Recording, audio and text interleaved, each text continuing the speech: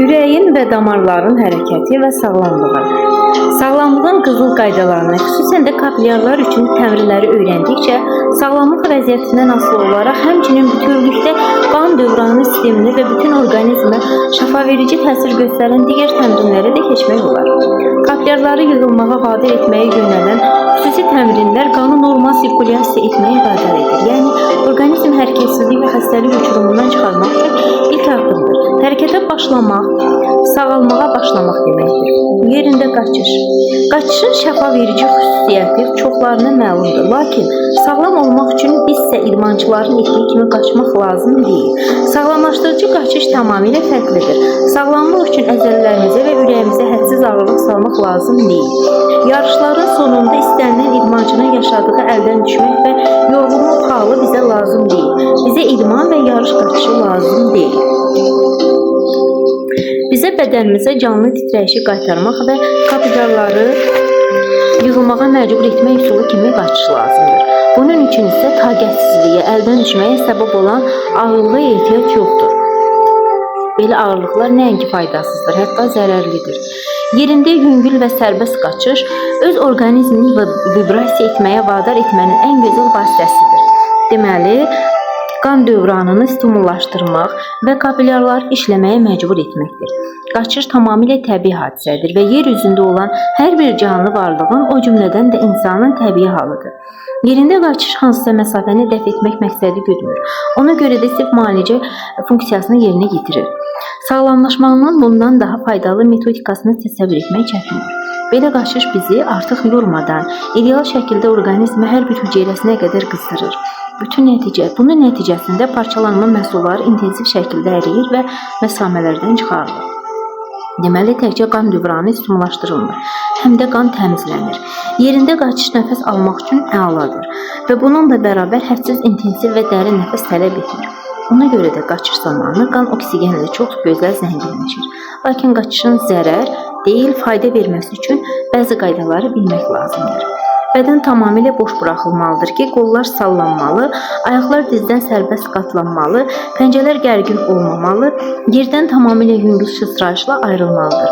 Ayaqları yüksəyə qaldırıb tullamaq lazım deyil. Belə qaçış üçün orqanizmin vəziyyəti gərgin və yorğun olmamalı, xoş olmalıdır. Çalışmaq lazımdır ki, belə qaçış zamanı bütün orqanizm yalnız yüngülcə və xoşagələn tərzdə vibrasiya etsin. Heç bir halda kobud şəkildə silkələnməsin. Belə qaçışda bizim üçün əsas olan bütün əzələlərə silkələnmə verən yüngül tullanış effektinin özüdür. Heç bir halda əzələləri gərginləşdirməyə ehtiyac yoxdur. Qoy əvvəlcə bu tullanış hətta zor sezilsin. İlk dəfə başlıcası özünüzü belə rahat sıçrayışı hərəkətlərində ən azı bir neçəsini etməyə məcbur edin. Zamanla yerində qaçış daha asan olacaq. Özünüzü saxlayın, kəskin və güclü hərəkətlər etməyin.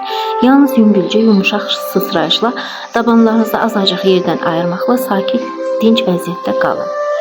Xüsusi təmrinlər. Vibrasiya təmrinləri və qaçışdan başqa, ürək-damar xəstəliklərinin müalicəsi və profilaktikası üçün ayaqlardan ötürü olan xüsusi təmrinlər də faydalıdır. Küləklə qamış təmrini. İlkin vəziyyət. Qarnı üstə bərk səthə uzanın. Ayaqlarınızı dizdən bükün və ayaqlarınızın dizdən dabana qədər külək dalğası ilə yellənən qamışa çevrilməsini təsəvvür etməklə ayaqlarınızdakı gərginlikləri aradan qaldırın. Ayaqlarınıza tam sərbəst hərəkət imkanı verməklə, əyilmək və bükülməklə ombanıza zərbə vurmaq imkanı verir. Ombaya dərhal çatmaq hamıya nəsib olur. Lakin təsəvvür edin ki, sizin ayaqlarınız qamışdır. Onlara külək böyük qüvvə ilə hücum edir və ayaqlar ya birlikdə ya da növbə ilə aşağıya doğru əyilir. Ombalara yaxınlaşır, istənilən halda hətta əgər onlara çatmağa nail olmasanızsa, elə hərəkətlər etməyə çalışın ki, sanki ombanıza zərbə indirmək istəyirsiniz. Bu təmrini hər gün etməyə çalışın. Hər halda pəncələrinizin ombanıza çatmasına səy edin. Bu təmrin ayaqların bütün uzunluğu boyunca qan axınını xeyli gücləndirir. Əzələlərin və toxumaların qidalanmasını yaxşılaşdırır. Baldırdan başlayaraq dabanda qurtarmaqla ayaqlardakı yorğunluğu götürür. Qoz ilə masaj. Qoz ilə ətrafların masajı çoxlarına məlumdur. Belə masaj ətrafların qan təchizatını yaxşılaşdırır. Sinir gərginliyini götürür və ümumi əhvalı qaydaya salır. 2 ədəd qoz götürün. Onları ovucularınızın arasına qoyub güclü surətdə sıxın və fırladıcı hərəkət etməyə başlayın. Qozların ovuca daha sıx sıxılmasına səy etmək çox vacibdir. Sonra hər ayağınızın altına qoz qoyub, bərk səthdə onları diyirlətməyə başlayın və çalışın ki, qozlar ayağın altına daha çox sıxılsın. Onurğa sütununun hərəkəti və sağlamlığı. Sağlamlığın qızıl qaydaları təmrinlərindən başqa, onurğa sütununu formaya salmaq üçün sizə aşağıdakı təmrinlər kömək edə bilər. Yarpaq təmrini. İlkin vəziyyət. Kürək üstə üzü yuxarı, bərk səthə və ya döşəməyə uzanın. Cisminizə dinclik verin və təsəvvür edin ki, o daxildən tamamilə boşdur. Buna görə o yüngül və çəkisizdir. Pəncələrinizi uzandığınız səthdən ayırmayaraq ayaqlarınızı dizdən bükün. Bunun üçün pəncənizi yavaş-yavaş ombanıza doğru mümkün qədər yaxınlaşdırmağa çalışın. Sonra onurğa sütununuzun uzandığınız səthdən ayırmadan başınızı irəliyə doğru qaldırın və eyni zamanda ovucularınızla dizinizə doğru dartının. Əyilmiş dizlərinizə qədər dartınıb, onurğa sütununun üfüqi vəziyyətində başınızı qaldırmaqla bu pozda da bacardığınız qədər qalmağa çalışın. Təsəvvür etdiniz ki, başınızdan bədəninizə enerji axını, müalicə və həyat enerjisi tökülür. Sonra yavaş-yavaş ilkin vəziyyətə qayıdın və dincəlin. Təmrini hər səhər və axşam 1-2 dəqiqə ərzində yerinə yetirin. Bu xüsusi təmrin duruşu düzəltməyə, fəqərələri yerinə qoymağa və sıxılmış damarları azad etməyə imkan verir və bu damarlar üzrə qanın dövranını qaydaya salır. Təmrin beynin qan dövranını stimullaşdırır. Söyüd budağı təmrini. İlkin vəziyyət. Düz dayanın. Ayaqları mümkün qədər aralı qoyun, tabanlarınız bir-birinə paralel olsun. Bədəninizə diqqət edin. Təsəvvür edin ki, o yüngül çəksiz sanki boşdur. Ovucularınızı omanın üstündə birləşdirməklə böyrək nahiyənizdən tutun və yavaş-yavaş geriyə doğru əyilməyə başlayın. Tələsmədən, yavaş-yavaş ehtiyatla başınızı geriyə doğru atmaqla onurğa sütununuzu əyin. Onurğa sütunu son həddə qədər əyilən zaman sərbəst şəkildə əllərinizi geriyə buraxın. İndi bədəniniz yüngülcə çayın üzərinə əyilən söyüdün yaşlı budağı tək yellənməyə başlayacaq. Yüngül yorğunluq hiss edəndə yenidən böyrək nahiyənizi tutun və onurğa sütununuzu şagüli vəziyyətə çatana qədər dikəlin. Təmrini hər gün edin. Bu təmrin kürəkdə ağrılar olanda, eləcə də ürək fəaliyyəti zəifləndə çox güclü sağaldıcı effekt verir. Gərilmiş kaman iti təmrini. İlkin vəziyyət. Tez üstə dayanın, kürəyinizi arxaya əyin, əllərinizlə hər iki ayağınızın topuqlarından tutun. Bu pozada ən azı 5 saniyə qalın, sonra düzəldin. Yaşınızdan və əhvalınızdan asılı olaraq bunu 3-10 dəfə təkrarlayın. Qan axını güclənəcək, nəticədə bel nahiyəsində zərərli maddələr qalmayacaq və bu onurğa sütunu nahiyəsindən dozların toplanmasına imkan verməyəcək. Təmrinə hər gün. Bu təmrin kürək nahiyəsində qan dövranını gücləndirməyə və onu normaya salmağa kömək edir. Elastik tənək təmrini. İlkin vəziyyət. Düz dayanın. Böyük barmaqlarınızla onurğa sütunu boyunca hər iki tərəfdən bel nahiyəsində kürəyinizi yavaş-yavaş masaj edin. Təsəvvür edin ki, bədən yumşalır, daha elastik olur. Sonra güclü, lakin qəfil deyil, rəvan şəkildə irəli əyilərək əllərinizi döşəməyə çatdırmağa çalışın. Qamətinizi düzəldin və rəvan şəkildə yumşaq hərəkətlərlə geriyə doğru bacardıqca daha çox aşağı əyilin. Yenidən dikəlin və bir neçə dəfə sağa sola doğru güclü, lakin yumşaq əyilmələr edin. Təmrini hər gün edin. Bu təmrin təkcə kürəkdə deyil, eləcə də ayaqlarda qan təchizatını yaxşılaşdırır. Müvafiq olaraq kürək və ayaqlar şəfa tapır. Ruhun hərəkəti və tarazlığı. İnsan orqanizmində daim bir-biri ilə mübarizə aparan, üz təsirinə görə bir-birinə əks olan qüvvələr işləyir. Arteriya və venalar da belə işləyir. Birinci qanı sovurub çəkir. İkincisi isə canını hopdurur. Bir-birini neytrallaşdırmaqla turşu və qələvlər də belə qarşılıqlı təsirdə olurlar. Bu isti və soyuq nəfəs alma və nəfəs vermə beynin sağ və sol yarımkürəsini eşidir. İnsan sağlamlığa əks olan qüvvələrin bir-birini tarazlaşdırmasından asılıdır. Turşu qələvə balansının orqanizmə qida məhsullarının daxil olması və ondan parçalanan məhsulların çıxarılması arasında balansın pozulması xüsusilə təhlükəlidir. Proseslərdən biri digərinin üzərində üstünlük təşkil edərkən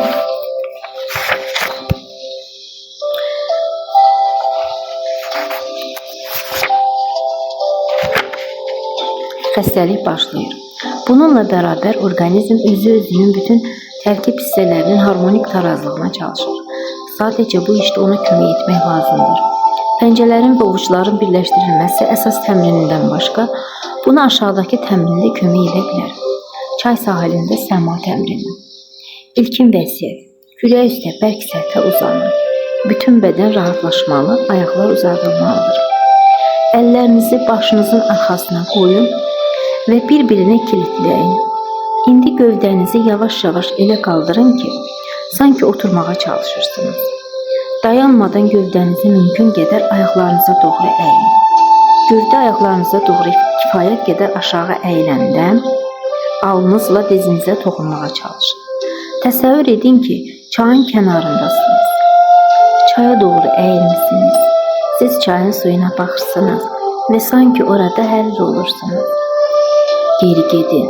Onurğanızı tədricən əyməklə əvvəlcə oturaq, sonra isə uzanmış vəziyyətə qayıdın. Bu zaman çayda həll olma duyğusunu itirməyin və gözünüzü qaldıraraq səmanı gördüyünüzü təsəvvür edin. Səmaya baxmaqla orada həll olunmazı hiss edin. Bu təmrini hər səhər və axşam edin. Sağlam olmaq istəyən hər kəs bu təmrini də gündə 2 dəfə yerinə yetirməlidir. O təkcə qan dövranı sisteminə və onurğa sistemine yaxşı təsir etməklə deyil, həm də təsəvvür və intuisiyanı inkişaf etdirməklə bədən və ruhun zəruri taraflarını yaradır.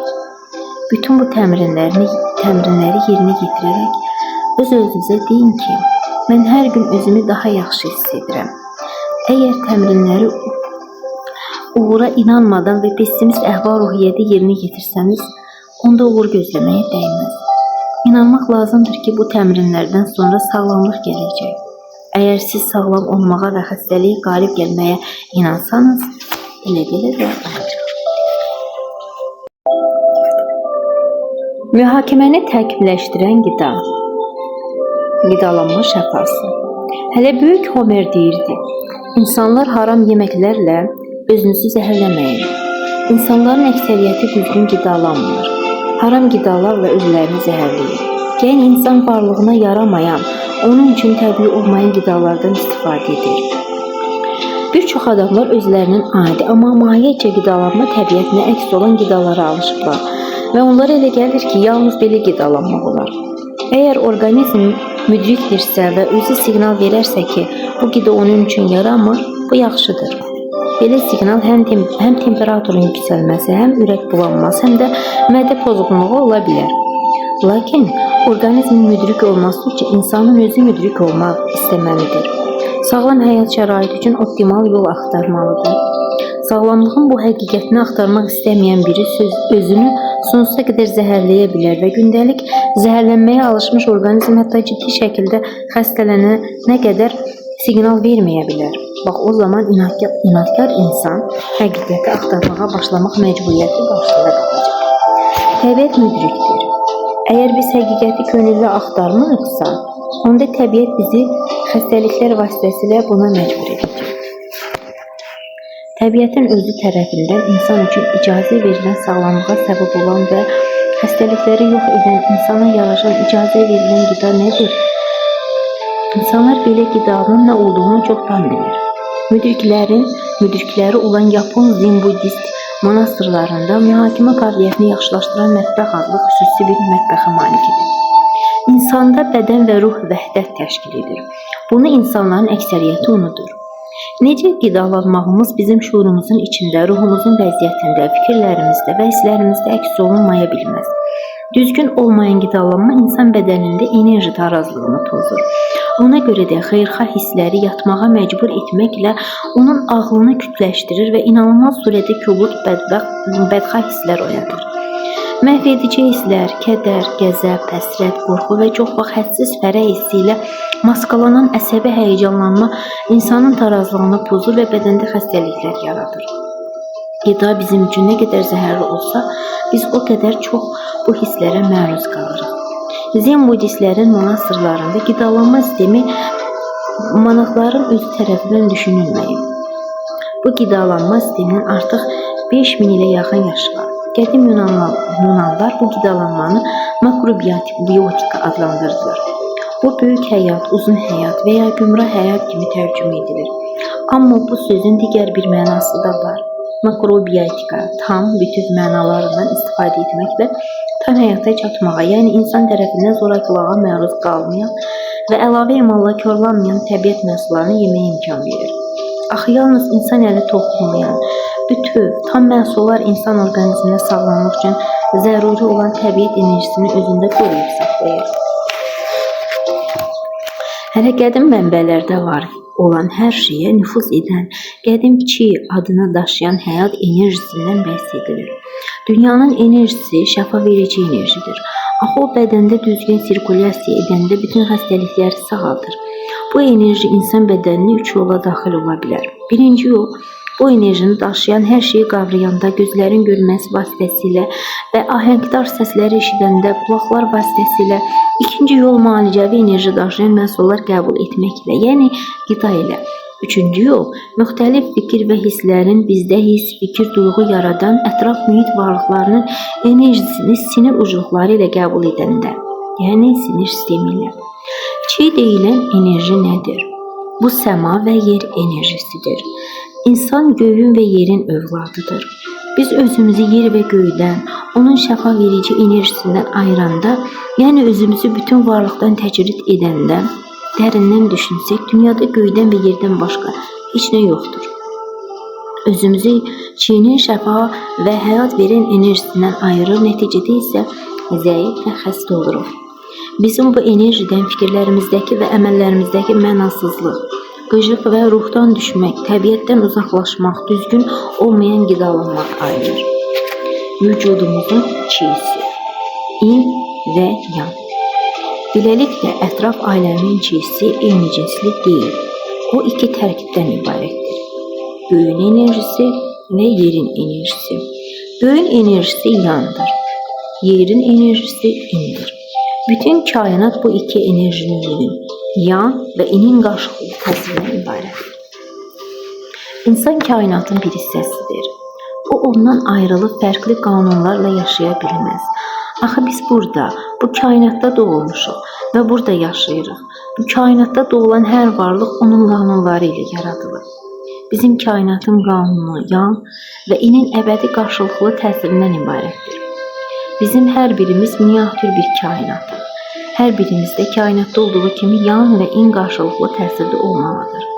Hər birimizdə yan və inin enerjisi, göy və yerin enerjisi ahəngdar şəkildə birləşməlidir. Həyat yan və inin harmoniyasıdır. Bu harmoniyadan kənarda həyat və sağlamlıq yoxdur. Yalnız durğunluq, boşluq və ölüm var. Adətən insanlar qanunları pozur və yan ilə inin orqanizm daxilindəki tarazlığını qorumurlar. Bu ona görə baş verir ki, hisslərin ahəngi, xarici aləmin dərk edilməsi, harmoniyası pozulur. Nəticədə insanlar təbiətdən enerji ala bilmir. Onu boğucu, tozlu şəhərin cansız mexaniki dünyasında tükəndirir. Düzgün qidalanmır və qidalanmada yan və inin tarazlıq prinsipinə əməl etmirlər. Sağlam olmaq istəyən insanın vəzifəsi xarici aləmdən ahəngdar şəkildə ağlabatan düzgün vəhdətdə, yəni təbiətdə olduğu şəkildə yan və in enerjisi almaqdır. Əgər in yandan bir digərinin üzərinə üstünlük etməyə başlayırsa, bədəndə anormal hadisələr yaranır, xəstəlik əmələ gəlir. İstənilən xəstəlik yan və in arasındakı parçalanmadan başqa bir şey deyil. Yanın üstünlük təşkil edəndə həmişə in zəifləyir, in üstünlük təşkil edəndə isə yan zəifləyir. Əgər yan üstünlük təşkil edib in isə zəifləyirsə, insanda temperaturu yüksəlir, üz qızarır, gözlər parıldayır. Yaxud insan narahat vəziyyətə düşür. Ucadan və həyəcanla danışır. Nəfəs sürətlənir. Nəfəs çox səs-küylü, dərin olur. Qıcolma və əzələlərin əlavə gərginliyi yaranır. Belə insanlar beyinə qan sızmasına məruz qala və iflic ola bilər. Qəbzlikdən əziyyət çəkə bilər. Onlar yuxusuzluğa meyilli olurlar. Bədəndə yaranan ağrılar həmişə kəskin, şiddətli, lakin qısa müddətli sancıya bənzər olur. Əgər üstünlük təşkil edir, yan isə zəifləyirsə, insan üşüyür, rəngi solur, sifəti torpaq rəngində olur. Çox zəif səslə danışır. Əlləri və ayaqları soyuyur, nəfəsi zəif, səthi olur.